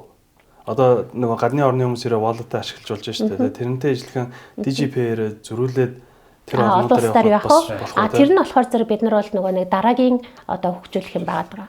Тэрэн дээр бид нар нөгөө удахгүй одоо 6 сар сүүлээр 7 сар гэхэд бол нөгөө Alipay Remittance гэдэг одоо бас шинэ одоо нөгөө бүтээгдэхүүнтэй оруулах гэж байна. Одоо аюу олон жижиг мерчентүүд тийм ээ хуваараа бизнес хийдэг хүмүүсүүд чинь та бууч юунаас ч ингээл нэг төлбөртэй хацаагаа гэд хийдэг штэ тийм ээ мөнгөө нөгөө шилжүүлэхэд бол аюу маш хурдан одоо нөгөө шилжүүлэх шаардлага бол үүсдэг. Хэр Alipay Remittance ороод ирэх юм бол төлбөртэй хацаа бас аюу хурдан явах. Тэгээд илүү одоо Swift-ээр явуулахар чинь нөгөө олон улсын юугээ бөглөөл те нөгөө нэг аппликейшн шиг юмаа бөглөөл ингээл маш олон зүйлүүд яадаг. Alipay Remittance-ээр гингүүч нь instantly ингэж төлбөр тооцоо явах ийм боломжтой болох. Юу DigiPay гэдэг төрөн бас нөгөө нэг жоохон зах зээл тоцорсон юм шиг гэд хэлсэн тий. Яалч яг бид нар зогсолтгүй ерөөсөө хөгжүүлэлт, сайжруулалтуудыг хийсээр яваад байгаа. Тэгээд 21-с 23 оны маань нөгөө одоо digital стратеги, бизнес стратеги маань ер нь бол retail банк гэдэг байгаа consumer business буюу одоо хэрэглээний бизнесийг тэр чигээр нь дижитал болгох юм стратеги явж ирсэн. Тэгээ энэний үр дүнд нь бол одоо төлбөр тооцооны бизнес 90% одоо цахим руу орсон байж байна. Одоо өөрийнхөө одоо хэрэглээний зээлийг авъя л да цалингийн зээл ч юм уу те. Мөнгө чинь заавчгүй банк руу ирэх шаардлагагүй болсон байна шүү дээ. Өнөөдөр зүгээр шууд гар утснараас 5 минутын дотор одоо зээл авах боломжтой болсон. Тэр зэрэг хаан банкны нийт одоо хэрэглээний зээлийн 70% нь бол одоо шууд дижитал руу бүр дижитал дотор seamless automated operation гэдэг. Өөрөө чинь одоо нөгөө нэг одоо зээлийн түүхийг бид нар нөгөө нэг зээлийн мэдээллийн сантай шалгачж जैन тийм ээ хурдан систем руу ороод одоо өөрөө чинь нөгөө нэг identification хийх юмнууд чинь хийж जैन. Дээрээс нь зээлийн шийдвэр гаргалтан дээр ямар ч хувь хүн оролцохгүй тэрэн дээр behavioral score machine learning ажиллаад тэр нөгөө тэр машин өөрөө ингэж нөгөө нэг шийдвэр гаргаад байгаа гэсэн. Хүн болгон дээр юм behavioral scoring гэдээ байдаг. Тэгээд behavioral scoring маань болохоор зэрэг тухайн хүний одоо зөвхөн зээлийн түүх биш маш олон юм нөгөө behavioral aspect-уудыг оруулсан. Тэгээд тэр бүх зүйлүүдийг оруулж байгаа behavioral scoring гаргацсан байдаг байхгүй. Тэгээд тэр нь угаасаа behavioral scoring одоо юу хатсан behavioral scoring-тэй хүн хамагнаас шууд зээлээ одоо 5% дотор авах боломжтой болоод байгаа гэсэн. Гэтэл энэ дээр бол нөгөө нэг одоо бүх юм дижитал руу ороод эхлэнгүүт нь бас харилцагч нар маань бас маш хариуцлагатай байх хэвээр. Яагаад гэвэл одоо ингээд зээл авчиж аюу амархан авчиж шүү дээ. Эргээд төлөхдөө яг цаг хугацаанд төлдөг байх аюу чухал. Тэнгүү чинь нэг өдөр ч юм уу 2 өдөр ингээд хоцруулаад тэгтээ яг би сар дотроо төлсөн шүү дээ гэл ингээд хүмүүсүүд хийдэж шүү дээ. Гэтэл нөгөө хэрвээ үнэхэрээ одоо сарын 15-нд ч юм уу 17-нд ч юм уу одоо төлнө гэх юм бол сарын 15, 17-нд л төлж явах хэрэгтэй. Тэгэхгүй байх юм бол дараа нь ингээд нөгөө нэг паст юу гэдэг ингээд хугацаа итэрсэн одоо хэдийгээр сардаа төлөөд байгаа л ч нөгөө өөрхөө яг нөгөө контрактчуал одоо гэрээ хийсэн хугацаанасаа ингээд 1-2 өдрүүдээр ингээд хугацаа хөтрүүлж төлөөд байна шүү дээ. Тэгэх юм бол өөр чинь behavioral scoring гэдэг юм руу очиж нөлөөлөд байдаг байхгүй. Behavioral scoring гэдэг юм руу нөлөөлөд хахаар зэрэг аяанда тэр чинь нөгөө нэг зээлийн чинь одоо авах чагаа хүү өдрлөө ингэж нөлөөлөхтэй тим юутай ингээд болтгоо гэсэн. Хэрвээ нууц биш бол хэдэн саяыг хүртэл бүрэн automated энэ зээл юу юу? Ер нь бол цалингийн зээл чинь бол 50 сая төгрөг хүртэл шүү дээ. Тэрэн дээр яаж байгаа тийм. Зээлээ цагтан төлж байгаа. Scoring-тэй болсон. Тийм бүгдээрээ scoring-тэй гэсэн. Өмнө нь бол бид нар зөвхөн хаан банкаар одоо хаан банкнд залингаа авдаг ч юм уу те хаан банкаар нөгөө дансаа одоо илүү ашигладаг харилцагчдаар илүү бас нөгөө зээлийн бүтээгдэхүүнүүдэд одоо санал болгодог байсан бол одоо тэгдэггүй байсан ч гэсэн авах боломжтой гэсэн үг. Яг хоо эргүүлээд хаан банкаар авдаг байх юм бол илүү тэр behavioral scoring тал дээр ч илүү бас positive нөлөө үзүүлдэг. Цааталт нь бас аюу олон ганцхан зээлтэй холбоотой биш нөгөө нэг санхүүгийн бус ийм behavioral scoring бас нөгөө аспектууд бас явж байгаа. Одоо нөгөө гадны зах зээл дээр мэдээж нэг Америкийг л яриа л та тий нөгөө скорингуудаас амар байдаг шүү дээ тий. Та өөрөө байсан таяр хоёлаа Америктсэн тэгэл тий credit scoring одоо ер нь бүх төлөлтүүд цаг хугацаанд хийгдсэн үгүй юу гэдэг ингээл том скоринг систем байдаг тий. Монголд ер нь тэр систем одоо ингэж хөгжиж орж ирээд байна уу? Та одоо яг салбарт нь энэ ер нь яг яаж явах хэрэгтэй юм бэ? Америк бол өөрөөсөө нөгөө нэг юуны credit scoring гаргадаг угаасаа нэг л одоо 1-2 хон байгууллагатай байгаад идэг шүү дээ. Монголд болохоор яадаг вэ гэхээр зэрэг тийм бол байхгүй. Банк бүр өөрийн гэсэн одоо behavioral scoring одоо өөрсдийнхөө нөгөө шийдвэр гаргалтуудаа хийдэг. Ер нь бол зээлийн мэдээллийн сан гэдэг хоёр одоо байгууллага одоо зээлийн мэдээллийн сангийн үйл ажиллагаа эрхэлж байгаа. Тэдрүүдийн бас нөгөө нэг бас нэг хийж болох зүйл бол бас юм байна. Чиглэлрүүгээ бас ажиллаад тийм ажиллаж байгаа. Одоо энэ бүрэн скор энэ чи ер нь тэр нь л байна. Скор тийм. Тэгхийн бол одоо илүү тэр мэдээллүүдээ одоо нөгөө нэг санхүүжуулагч байгууллагууд тэр мэдээллийг нь худалдаж аваад тэгэл одоо ингэ гэсэн. Одоо тийм байхгүйс учраас дээр нь банк өөрөө тэр нөгөө behavioral scoring гэсэн модуль боловсруулж байгаа гэсэн. Дээр нь бид нар ч нөгөө 2.9 сая харилцагчтай хүн амын 82% нь очиад үйлчилж байгаа учраас бид нарт маш их нөгөө нэг тийм одоо дата дээр ажиллах боломжууд бас байгаад байдаг. Тэрийг ашиглаад энэ project маань бүр 2015 онд бас эхэлчихсэн байхгүй. Тэгээ асар удаан явж байгаа. Тэгээ 2015 онд эхлээд тухайн үед бид нар behavioral scoring гэдэг ямыг хийгээд олон улсын одоо байгууллагаас зөвлөгөө аваад 18 онд бид нар энийг нэг soft launch хийгээд үзээд тэгээд жинхэнэ одоо яг ингээд нэг app руугаа оруулаад одоо супер нөгөө UCH app гэдэг одоо smart app тэр лүүгээ оруулаад ирсэн нь бол 21 оноос. Тэгээ зэрэглээ шууд ингэж болдгоо юм. Одоо Америкт аль хэдийн хийцэн байгаа юм шүү дээ. Заавал энэ чинь ингээл хөгжүүлээл ингээл за мэдээж нутагшуулах шаардлагатай болдгоо байх л та. Пак гэж шууд тэнцээ яриад ингээл ер нь тийм юмнуудыг яа тийм хурдтай хийгээд болдгоо юм бэ. Банкн дээр одоо жишээлбэл Samsung Pay те Apple Pay гэх эднээс яагаад орж ирдгүй юм гэвчлээ асуултууд байна л. Яг хаа тэгээд нөгөө нэг зах зээлийн хөгжлөөсөө шахаад хамаарат шууд дефолт маягийн бэлэг юунуудыг худалдаад авах боломжтой. Дээрэс нь тэнд ажиллаж байгаа манад дээр ажиллахгүй гээл те. Тэгэхээр зэрэг ялтч байхгүй өөрийнхөө одоо нөгөө дата юмнууд дээр ажиллавал илүү их нөгөө нэг зөв нөгөө нэг скоринг юмнуудыг гаргаж учраас зөв явна л гэсэн үг юм байна те. Яг хаа зарим тохиолдолд бол шууд нөгөө нэг одоо бэлэн юг худалдаж авах юмнууд бас байж болно л доо. Гэтэ тэр чинь заавалчгүй ямар нэгэн байдлуудаар өөрсдийнхөө бизнес рүү ингэж нөгөө нэг хөрвүүлэх юмнууд гардаг. За хэдүүлээ бизнестэй амар ярьсараа явсараа тий. Бизнес дээр дахиад тэгэж тийм үү. За яг бизнес гэхээсээ илүү уялдах байх гэж бодоод байна. Манай дээр орж байгаа ерөн зочид за corporate байна, startup байна. Startup-аас corporate руу яг шилжиж байгаа ч хүмүүс байна. Эднэр дээр бол яг нөгөө micro management тодорхой хэмжээнд ороод явчих. Тэгвэл одоо сая хаан банк ч өөрөө 6100 хүнтэй гэдэг. Тэгэхээр яг corporate governance яригдах бах. Тэгээд яг энэ менежментийг яг энэ corporate хэмжээнд авч явна гэдэг өөрөө одоо дээд захирлын өнөөдөр гаргасан шийдвэр очоод нэг одоо Хөвсгөл аймгийн Мөрөн сумн дээр нэг тэлэр дээр очиж тэр очих хэрэгтэй болж штэ тий. Тэгэхээр яг энийг удирдахад та менежментийн баг яг хэдүүлээ байдیں۔ Таны өөрийн ч менежментийн баг бас яг хэдүүлээ байдیں۔ Ямар юм суугаар та яг энэ нөгөө одоо за communication нэгт харилцааны одоо суугууд байна. Дээрээс нь яг энэ стратегийн бодлогоодоо яаж хэрэгжүүлдэг юм бол? За саяхан бид нар 5 сард басан бүтцийн байгуулалтын өөрчлөлт хийгээд тэгээ удирдлагын баг маань нийтдээ 22 хүнтэй. Тэгээд яагаад энэ одоо зохион байгуулалтын өөрчлөлтийг хийх хэрэгтэй болсон бэ гэдгийгт нь ялч байхгүй ритейл хэсгийн бизнес маань ерөөсөө яг дижитал банк шиг болчихж штэ. Ер нь бол орчин үеийн Neo банк шиг. Яагаад Neo банк шиг гэж хэлээд байгаа юм бэ гингүүт нь бид нар өнгөрсөн жилийн 12 сард British Standard International BSI гэдэг байгууллага байдаг. Тэр International Digital Customer Experience Standard гэдэг юм олон улсын стандарт гэдэг юм л да. Хэр зэрэг одоо дижитал үйл ажиллагааг өөрийнхөө бизнес дээр хэр зэрэг одоо нэвтрүүлсэн тэр стандартыг шалгадаг. Тэгээд тэр стандартыг бид нар нөгөө нэг манай одоо нөгөө нэг банкны үйл ажиллагаа маань ялангуяа ритейл хэсэг маань одоо хэр зэрэг дижитал болсон юм бэ гэсэн үг бол нөгөө тэр стандартыг аудит хийлгүүлсэн. Тэгээд юу нэг үр дүн нь бол 91 буюу International Excellence гэдэг олон улсын төгөлдрөшөл гэсэн түвшин дээр гарсан. Үүтэн тэрийг одоо ингээд нөгөө олон улсын Neo банкуд, дижитал банкуд тэр стандартыг бас нөгөө хийлгүүлээд авдаг. Тэр нь 90-с одоо 100-ийн оронд байх юм бол одоо танаа үйл ажиллагаа чинь бол одоо яг дижитал необанк шиг байт юм байна гэх. Тэгээ айгу surprising гэдэг бид нар ч амар traditional те branchтэй гэдэг ингээд тэгсэн чинь бидний sales одоо contact center үйл ажиллагаа debt collection энэ бүх процессыг маань бүр айгу дижитал одоо банкны түвшинд хүртэл ингээд хүчсэн. Тэгээд одоо 91 гэсэн үнэлгээг бол авсан. Тэгээд тэр сертификат авах гэж байхдаа би бас нөгөө Дубайд очиж авч ирсэн. Тэгээд Дубайгийн ийм дижитал нео банкны одоо CEO-таас уулзж ирсэн.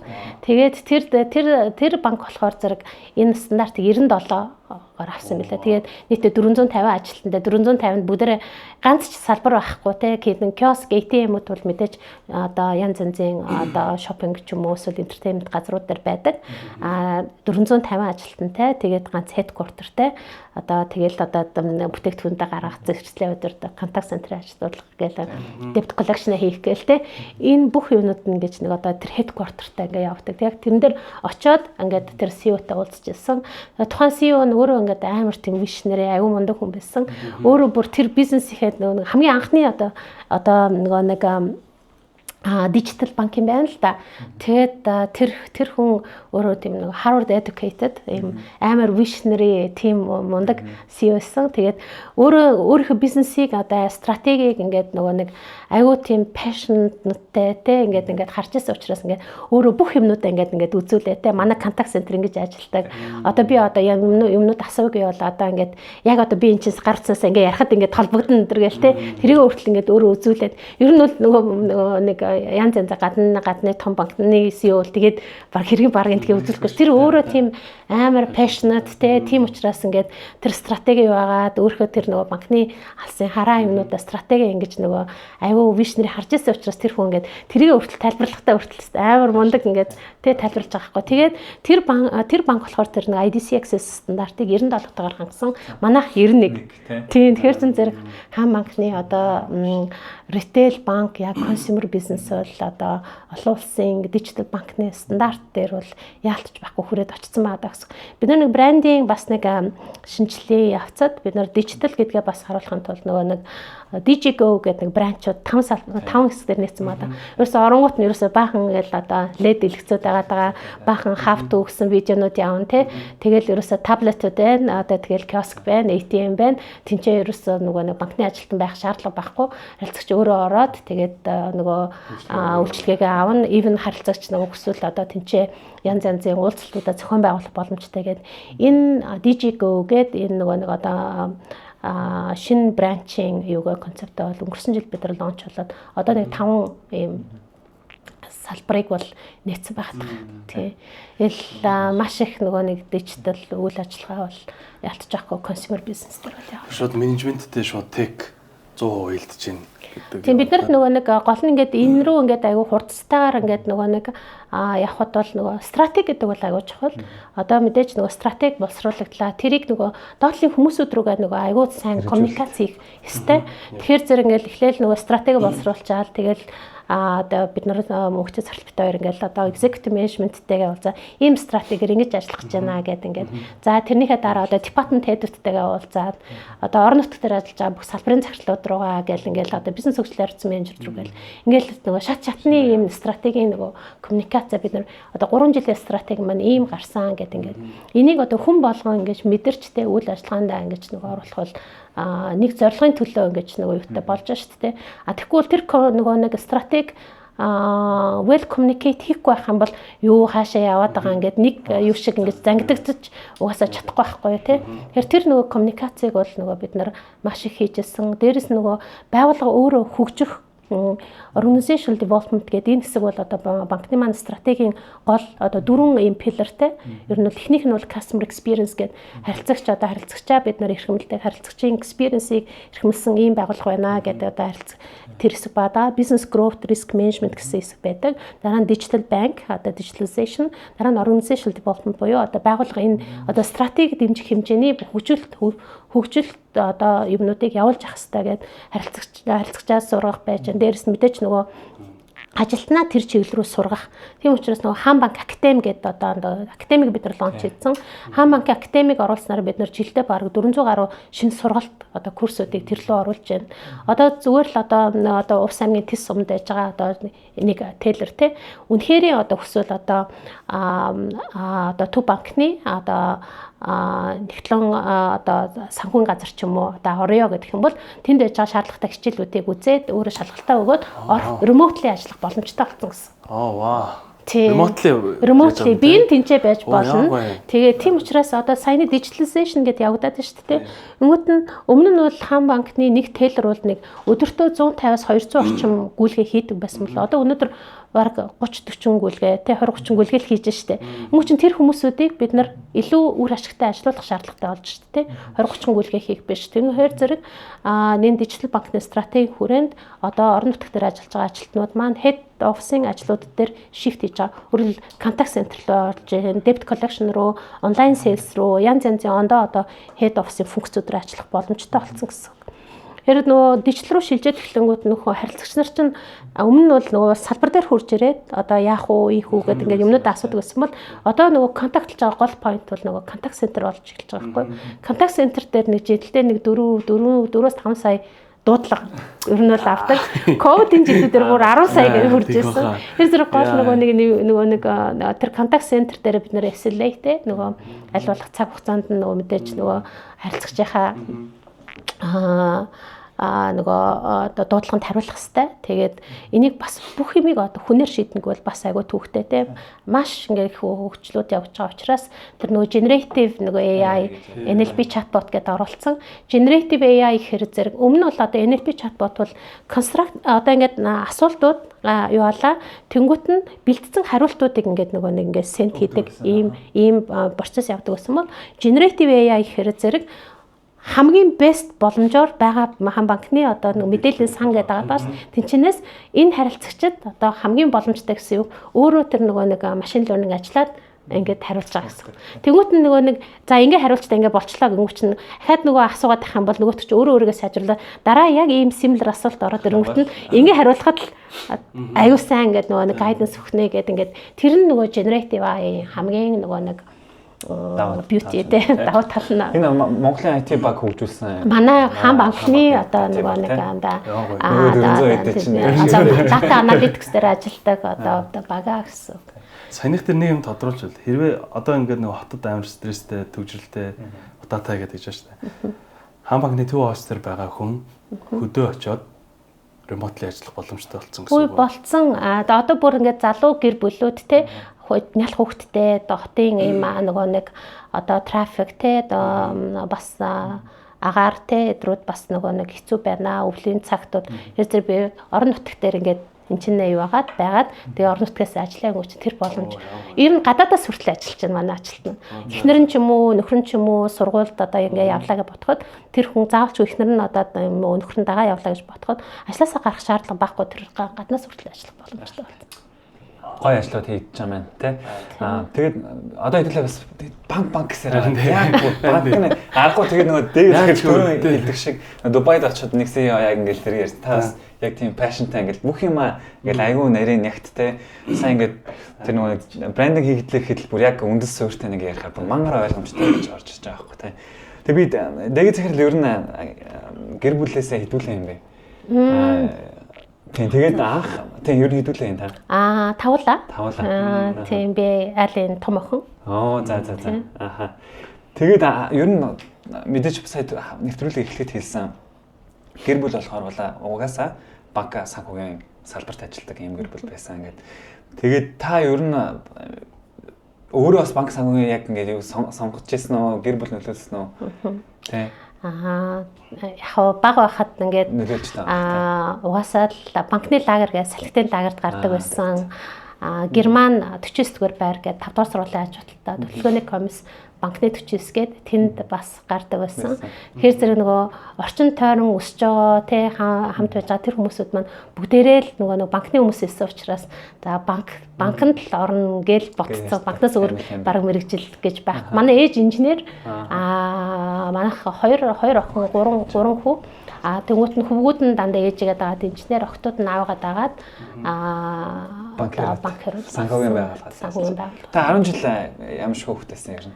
10 жилдээ юу 5 дахь сургуулийг төгссөн. Тэгээд дараахан лсэн. Та тэгтээ ингээд Индианагийн сургууль явсан гэж шүү дээ. Ер нь англи хэлийг яг тухайн үед ингээд бас яаж сурсан бэ? Мэдээж тийш явахын тулд ингээд бас тэтгэлэг авахын тулд өндөр хичээл төлөвлөсөн. Мэдээж 94 онд сургуулаа төгсчөөд тэгээ Монгол банкнд ажилд орсон. Тэгээд тухайн үед валютын сангийн зөвлөх одоо мөнгөний бодлогын одоо юм зөвлөмжүүдийг инструментууд одоо шинэ одоо шууд болон шууд бус одоо хэрэгслүүдийг бий болгох гэж зөвлөмжүүд өгдөг байсан. Тэгээд Ferdi van der Walle гэдэг нэг Нидерланд хүмүүс. Тэгээд тэр маань яг миний нэг өөдөөс ингээ хараа суудаг. Тэгээд тухайн үед бол хэлтэй болсон хүчин мэдээж нэг ихэнх нөгөө болсон хүчин бол нөгөө Оросд бэлтгэгддэг. Тэр англи хэлтэй болсон хүчин бол цөөхөн. Тэгээд миний хувьд бас нэг давуу тал нь бас нэг жоохон англи хэлтэй нөгөө сургуульд байж захтай бас оролдож ирсэн их. Тэр хүний нөгөө бичгийн болон амын орчилгуудыг бас айгүйх хийгээд тэр чинь өөрөө амар том нөгөө нөлөө үзүүлж байгаа байхгүй. Тэгээд за ямар ч байсан ер нь бол одоо нөгөө нэг гадагшаа сургуульд явах л одоо хамгийн гол зорилго юм байна. Мэдээж нөгөө 94 95 6 он гэлтэнгүү чинь тэр одоо нөгөө одоо Америкийн сургуулиуд чинь юу одоо гадагшаа явлаа гэж бодох чинь жилийн 50 70 80 мянган долларын төлбөрийг чинь төлөх ямар ч боломж байхгүй шүү дээ аав ээжд бол тий. Тэр чинь надад ганц scholarship авах л одоо боломж л надад бол байгаад исэн. Тэгэхээр боломжтой гэсэн одоо юмруу л одоо apply хийжсэн. Тэгээд мэдээж TOEFL-ийн шалгалттай IELTS-ийн шалгалт, GRE, GMAT гэл ном тухайн үед бол бас нөгөө амар бага олддог. Source-ын сан тэр үед нэг цөөхөн номтой. Тэр номын бас нөгөө боруу хийгээл цаг магаар боруу хийгээл канонд бол тэгэл ингээл тэгээд өөр айгуу хичээж ер нь сурч шүү дээ.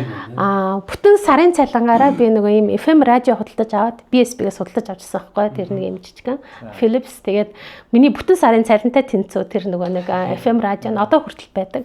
Тэгээд тэрийг ингээд нөгөө яагаад гэвэл нөгөө англи сувгууд айгуу багтай. Мөнгөч нөгөө сонсголоо сайжруулахын тулд бүтэн сарын цалингаараа нөгөө FM радио аваад тэрийг ингээд сонсоод ингээд явдаг. Нөгөөд нэхлээл нөгөө нэг ойлгохгүй чихний хажуугаар ингээд гараал яваад байдаг. Тэгээ сүүлдээ ингэсэн өнөөр ойлгодож байгаа мүү гэлтэй.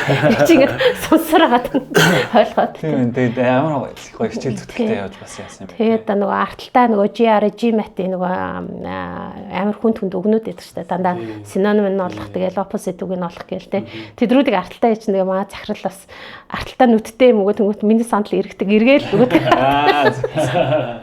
Тантай адилхан бас яг ингээд хамт явж ирсэн найз байдаг бай ингээд хамт Монгол банкнд ажиллаж байхад бас Монгол банкны нэг бас гоё зүйл нь бол мөнгөний бодлогын газар ажиллаж ирсэн. Тэгээд мөнгөний бодлогын газарт одоо үе үеийн л хамгийн мундаг шилдэг гэсэн одоо хамгийн гол газар шүү дээ. Тэгэхээр зэрэг мундаг шилдэг боловсон хүчин ажилтдаг байсан. Тэгэхээр тийм мундаг боловсон хүчинтэй ажиллахаа тэглэнгүүт нь өөрөө яалтч байхгүй ингээд нөгөө нэг амжилттай байхын тулд би яах ёстой юм бэ? Ер нь бол ингээл гадагшаа сургуульд явж ээж л би ийм одоо амжилттай байх юм байна гэд ингээд ерөөсөө тэгээ боддог. Тэг би ер нь бол өөрийгөө дандаа челленж хийж яадаг тий. Ийм инспайр болж яадаг тий.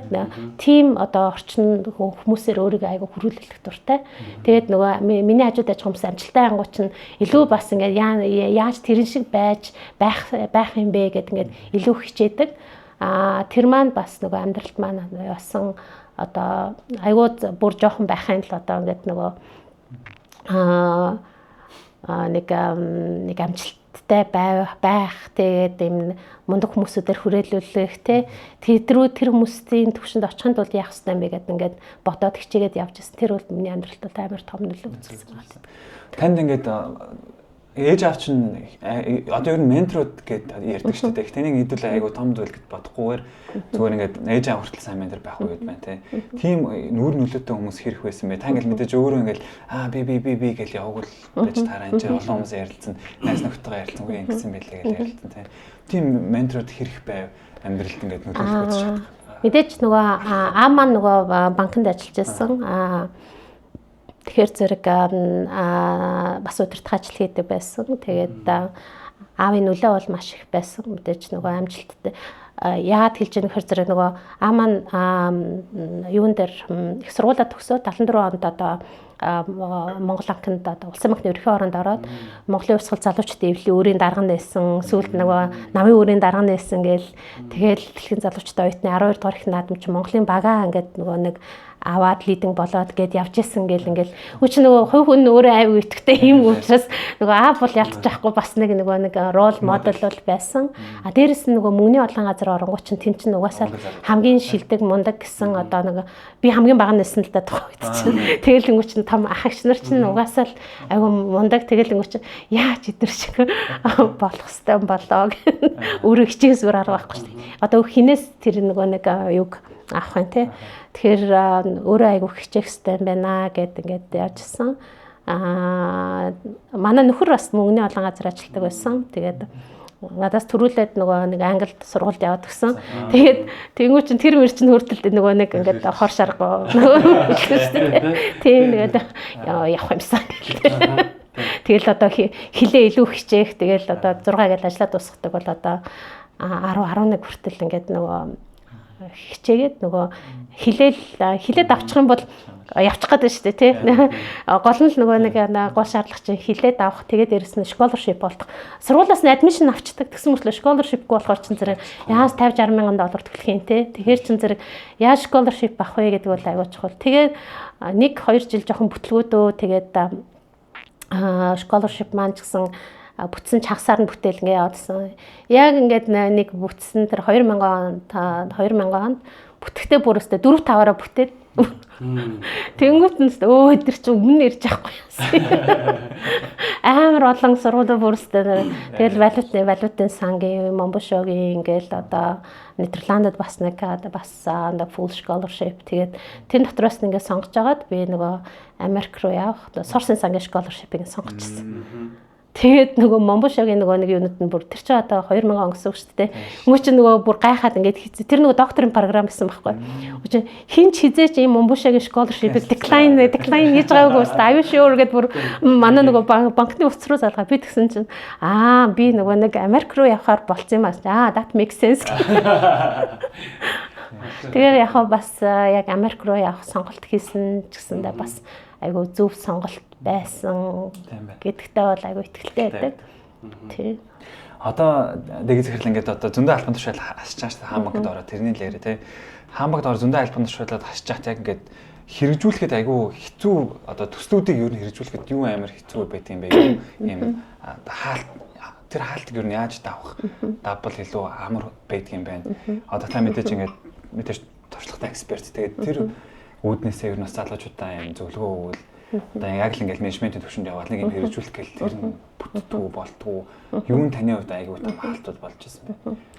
Мэдээж нөгөө нэг цоо шин газар ингээл ороод эхлэн өмнө мөний болон газар Монгол банк руу буцаад орсон байлаа асуудалгүй 30 тий еврогоор. Тэгвэл цоо шин арилжааны банк руу ороод цоо шин тимтэй хүмүүс юу ч мэдэхгүй гэл ингээл тэнгуут нь тэр нөгөө нэг ажилтнууд нөгөө хүлэн зөвшөөрөгдөхтэй үнэхээр миний одоо захирал байхааргүй юм байна гэсэн тэр хүлэн зөвшөөрөгдөх гэдэг бол нөгөө лидершип хүнд бол хамгийн чухал. Үуч хүлэн зөвшөөрөгдөх гэдэг нь чинь бүх юмд айгу супер байх аль байхгүй штэ. Өнөр тийм амар нөгөө нэг робот шиг хүмүүс биш шүү дээ. Тэгэхээр зэрэг нөгөө өөрийнхөө чаддаг юмараа илүү тэрэн дээрээ дөрөөлж бусдаар хүлэн зөвшөөрөгдөх. Тэр бол айгу чухал. Тэр тэгээд чиний нөгөө өөрөө ч нөгөө хандлага гэдэг юм айгу юм болох юмсан бүтээх юмсан гэсэн нөгөө чин сэтгэл байх хэрэгтэй.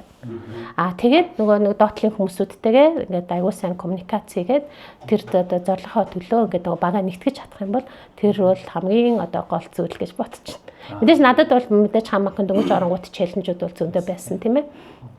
Тэгэхээр зэрэг нөгөө хүлэн зөвшөөрөгдсөн лидер байх. Тэгээд нөгөө хамгийн гол хандлага юм бүтээ одоо бий болгоё те гэсэн нэг аюул сонирхолтой нэг ном би нөгөө ажилтнуудтай бас өгчээсэн нэлээд хэдэн жилийн өмнө. Тэр нөгөө амжилтад хүрдэггүй хүмүүсүүдийн өчүүхэн ялгаа гэдэг нэг юм ном байт юм л да. Аюул юм жижигхэн юм. Тэгээд би нэг интерномд явж байгаад аюул сонирхолтой санагдаад тэрийг нөгөө нэг аваад тэгээ нөгөө ажилтнуудтай бас өгчээсэн. Тэгээд тэнгуут нь тэр ном дээр ерөөсөө л нөгөө хандлагын асуудал байгаа. Юмыг одоо угаасаа хийчих юмсан гэсэн одоо чин сэтгэл байх тэр аюул чухал. Мэдээж on the way challenge бол зөндөл гэж байгаа шүү дээ. Гэвч болгочсон гэсэн нөгөө чин сэтгэл байх юм бол тэрийг бол хийх нөгөө айгу боломжтой. Тэгэл юм болгон дээр энэ болохгүй гэл ингээл эхнээсээ тэр бодлыг ингээл авчихл юм бол уусаад болохгүй шүү дээ. Тий. Тэгэхээр нөгөө хандлага гэдэг бол маш чухал гэж хэлэх гэдэг. Тан дээр ажлын ярилцсанд орж байгаа одоо ингээ хаан банкнд орохыг хүсэж байгаа зөндөл залуучууд байгаа шүү дээ. Тан дээр яг ажлын ярилцсан дээр орж ирэхэд та яг юуг нь хардаг вэ? Хамгийн за ажлын хандлага бол мэдээж боломжтой тий. Өөр яг одоо чит гэх юм уу хэрвээ нэг үзэж байгаа хүмүүсээс тий хаан банк руу орохоор болоод мэдээж захирлын төвшөнд очиад дэг захиралтай уулзуулаад тэгэнгүүт яг та ер нь яг юуг нь хардаг вэ? Зөвхөн одоо менежментийн төвшөнд ингээ хүрээд тэрэнгүүт угаасаа л тэр хүн бол technical skill тал дээр бол угаасаа мундаг гэдэг нь бол ойлгомжтой шүү дээ тий. Яг тэгвэл тэр нөгөө technical skill-уудыг давж гарсан болоод тэр хүн чинь менежерийн төвшин дээр хурж ирээд байгаа. Гэтэл нөгөө дээшээ ороод ирэнгүүт айгүй олон хүнтэй харьцаж эхэлж шүү дээ тий. Тэгэхээр зэрэг нөгөө хүмүүстэй хэр зэрэг хаана нөгөө харьцдгийг одоо багаараа ажиллах чадвар гэдэг юм байна уу? People management тий. Тэр нөгөө soft skill-үүд айгүй чухал болоод эхэлдэг. Өөрийгөө ингэж экспресс хийх, нэг юм хийчихэд ярьж чадахгүй бол нөгөө нэг ингэж бас хэцүү тий. Тэр тэрийг бас айгүй нөгөө нэг ингэж чөлөөтэй илэрхийлж чаддаг юм чадвар айгүй чөлөөтэй байх. Тэрийг бол айгүй хардаг. Тэгэл мэдээч нөгөө албан тушаал дээшлэх тусам л угаасаа people management тэгэл communication гэдэг зүйлүүд л айгүй чухал болоод байдаг тийм. Тэгээ мэдээж хандлага тий. Таны хандлага бол нөгөө угаасаа наад захын нөгөө нэг байж ах хэвээр асуудал. Unless нөгөө одоо эрсдлийн газар ажилтггүй л бол ерөөсөө айгүй позитив хандлагууд байх хэвээр. Эрсдлийн газрын хүмүүсүүд бол мэдээж хандлага бол позитив байж байгаа тий. Гэхдээ тэр бол энэ бүтээгдэхүүн одоо шинээр орж байна. Тэнгүүт нь ямар потенциалны эрсдэл байх хэвээр вэ гэдгийг угаасаа тэр хүмүүсүүд тэр зүгээс профешнли угаасаа харж ах хэвээр шүү дээ тий. Одоо хэрэг үнэхээр тийм биш бол одоо нөгөө айгүй тийм юмыг позитиваар яавал болчих юм бэ гэсэн нөгөө нэг өнцгөөс нь юмнуудыг харж байвал айгүй зүгээр. Тэгээд альва юмнууд дээр бас айгүй тийм judgmental тий ингээд нөгөө байх айгүй жоохон сөрөг юм шиг харагддаг тий. Тэр бол бас нэг миний нэг тийм дуртай зам бол биш. Тий. Юунд тэр ер нь одоо ингээд процессороо дэвшихийн тулд ер нь ямар хуу процесс явагддаг вэ хүн? Банк бол одоо нэг ажилтнуудтай байн өсөж хөгжих тэр боломжуудыг олгож яадаг. Хаан банк академи гэж өөрийн академитай болж байгаа гэдэг чинь бас нэг тэр боломж тийм ээ. LinkedIn Learning гэдэг айгүй nice тийм learning platform байгаа даа шүү дээ. Өмнө бол бид нар ийм teaching institution байсан байгаа байхгүй юу? 20 up to 21 хүртэл те энийг заавалчгүй сур энэ угаасаа ингээл одоо чи энэ зээл эдийн засгч бол одоо энийг ингэх хэрэгтэй гэдэг ингээд. Тэнгүүт нь 21-ээс хойш бид нар learning institution гэсэн нөгөө арай нөгөө чиглэлээ суралцахуйд чиглэсэн өөрөө хүсэж боломжуудыг бид нар нээгээд өгье. Тэр хүн чин сэтгэлээс хүсэх юм бол өөрөө ингэж өөрийгөө нөгөөж. Мэдээж mandatory сургалтууд байгаад байгаа. Энэс цаашаа хөгжих юм бол ийм боломжууд байна гэсэн. Тэрийг нь гаргаж өгөх айгүй чухал. Тэгээд дээшлэх тусам угаасаа people management гэж хэлээд байгаа шүү дээ. Хүнтэй харьцах, айгүй сайн communicate хийдэг баг.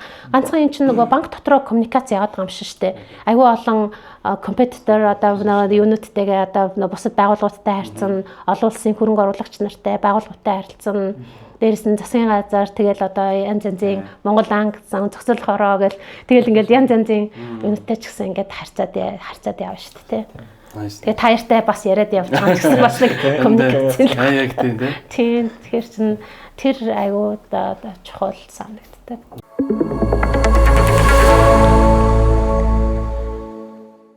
За манай нэвтрүүлэг манаас ингээд 2 дугаар хэсгээр байгаа шилжиж чинь бас дээг захирлаас улан санхүүгийн зах зээл гээл амар их асуудал бэлдсэн байсан ч гэсэн банкнд айгүй их том өөрчлөлтүүд явж байгаа болохоор тэн дээр байгаа юмнууд айгүй их хэдлээ ярьчлаа. За одоо дээг захирлын ер нь одоо энэ хүүн чиглэлээс жоохон хэдүүлээ танилцъя. Бид нар хоёртой ер нь хүүн гэхээс илүү зүгээр энэ нэг юм концепт яваад байгаа. Work life balance гэдэг.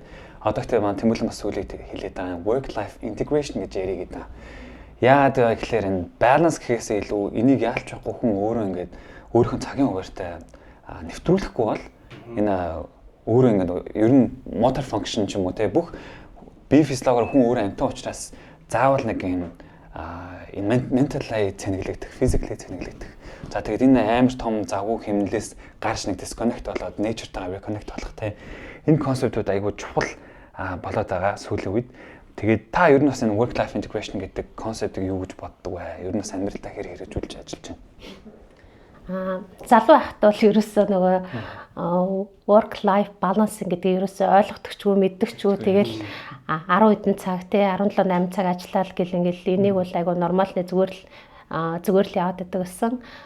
Тэгээд 22 онд би нэг ийм коучинг аваад тэгээд тэр маань нөгөө international coach байсан. Монгол биш гадаад. Тэгээд ер нь бол нөгөө work and life balancing ер нь яаж хийх ёстой юм бэ? Яг recommendation манай нөгөө нэг одоо менежмент болон одоо төлөөлөл удирдах зөвлөлөөс бас ингээд ер нь бол ийм сургалт авал их зүгээрээ гэдэг ингээд advice болоод тэгээд мөчөд сертификат авч ирсэн international coach. Тэгээд яг нэг 2-7 хоногт нэг удаа ч илүү 7 хоногт нэг удаа илүү нөгөө яг тэрнтэйгээ ингээд уулзалтаад онлайн уулзалтууд дандаа хийдэг. Тэгэл тэнгуут нь ингээд яг өөртөө бас ингээд нөгөө нэг цаг зав бас гарах хэрэгтэй юм байна. Ажил амьдралуудаа айгу зохицуулах хэрэгтэй юм байна. Эрүүл мэнд гэдэг бол бас ингээд хүнд угаасаа ингээд нөгөө нэг алдчихвал ингээд угаасаа айгу хэцүү эргэж нөгөө нэг recover хийхэд бол угаасаа хэцүү юм байна гэд тэ. Тэр зүйлүүдийг бол бас айгу ойлгож авсан. Айгу сонирхолтой коучинг сешн байсан. Дээр нь нөгөө нэг би нэг айгу сонирхолтой нэг ном биш Netflix-ийн нэг видео докюментари үзсэн байхгүй. Тэрэн дээр нөгөө амжилттай явж байгаа юм айгу мундаг юм surgeons одоо мэслэлч нар байгаа даа. Тэнгүүт нь тэр хүмүүсүүдийн хувьд одоо ингээд нөгөө мэдээж одоо бүр мэслэлч учраас хідэн цагаар одоо ингээд зогсоогоорой гэдэг ажилтдаг. Ингээд тэнгүүт нь тэр хүмүүсүүд дээр ерөөсөө нийтлэг нэг чанар нөгөө нэг байхад исэн. Надаас ч илүү мундаг ингээд ажилдаг амар мундаг хүмүүсүүд байгаад байгаа ч тэр чинь тэнгуүч brain surgeon, heart surgeon гэдэг л тий. Хүмүүст нь тэр хүмүүсүүд нэг нийтлэг зан чанар байсан. Өөртөө цаг гаргаж чаддаг. Тэгээд нөгөө meditation хийдэг. Тэгээд тэр өөртөө цаг гаргах юм нь ерөөсөө л өглөөний цаг. Тэр хүмүүсд байж байгаа ерөөсөө эрэгтэй эмэгтэй surgeon байж штэ тий. Өглөө 5 цагт гээл 6 цагтаа босоод ингээл гүйдэг. Өглөөний цагийг яг өөртөө зарцуулж чаддаг. Өдөр угаасаа бужигнаанд орно те ажил гээл ингээл уулзалт гээл ингээл явна. Орой ч гэсэн бас ялгаа ахгүй. Тэгэл нэг оройн унтаад маргааш өглөө нэхэд ингээл нэгээд стил таярд босч ирдэг ш. Тэнгүүт нь тэр хүмүүс төр байж байгаа нэг нийтлэг чанар бол ерөөсөө өглөө айгүй эрт босдог. Тэгээд өглөөний цагийг өөртөө зарцуулдаг. Тэгээд бас айгүй өглөө зарцуулдаг гэхээр зэрэг заавалчгүй жим рүү яваад байгаа юм биш те гадаа гараад гүйчдэг.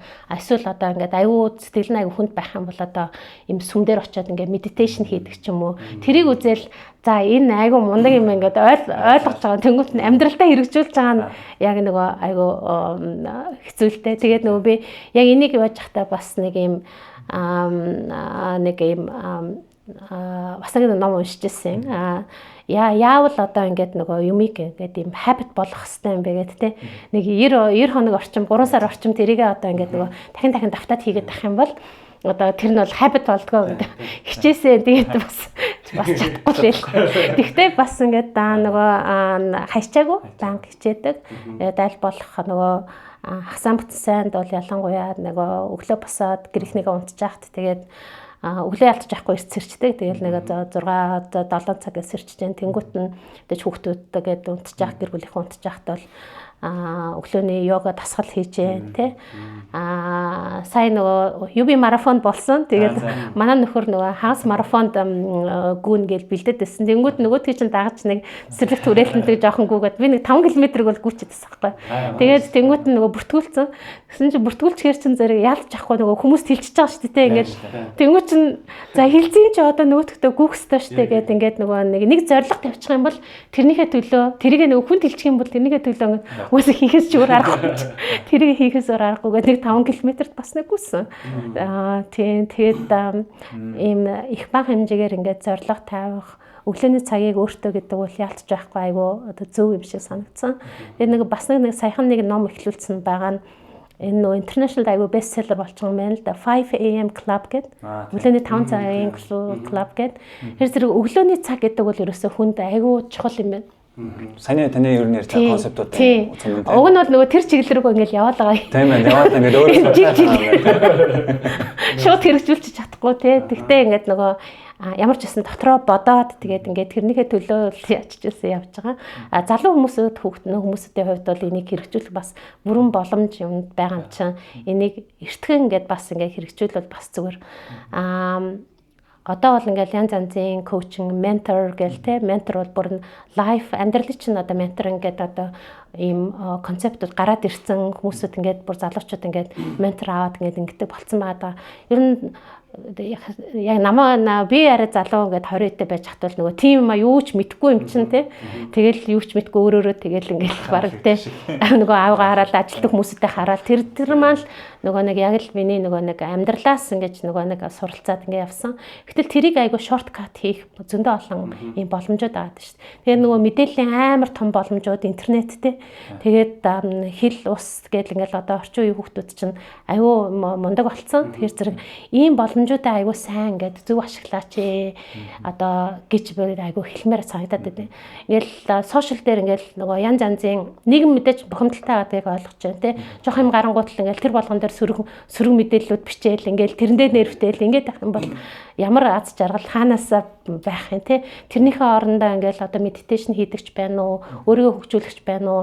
Ядаж гараад ингээд гүөх төртөл ингээд нөгөө нэг сэтгэл сэргээ явчих. Би сая нэг 5 км тэгээд нэг гүгээд гисэн чинь үүсийн дараа бүр юу хамгийн мартагдаж ерөөсөө аж жаргалын гормон л ингээл ялгарч байгаа болохоос ингээд амар тийм нэг хаппи яваад байгаа хгүй. Тэгэхээр ингэж нөгөө нэг залуучуудыг тэр ирч хүчээ ингэж нөгөө нэг гаргах тийм спортын одоо ийм талбай одоо ногоон байгууламжууд бол энэ улсад бол амар хэрэгтэй юм байна. Ийм зүйл зөндөө олон энерги байгаад байдаг. Тэгтэл тэрийгэ зүгээр гэртээ компьютер хартал суугаад хамаг байдгаараа нэрвтэл нөгөө хамаг байдгаараа сөрөг комментуудаа бичээл те. Ингэж амьдралыг өрмээргүй штэ. Аюу сайхан зөндөө олон боломжууд байхад тэрийг аюу сайхан ашиглаасай л гэж бодож байна.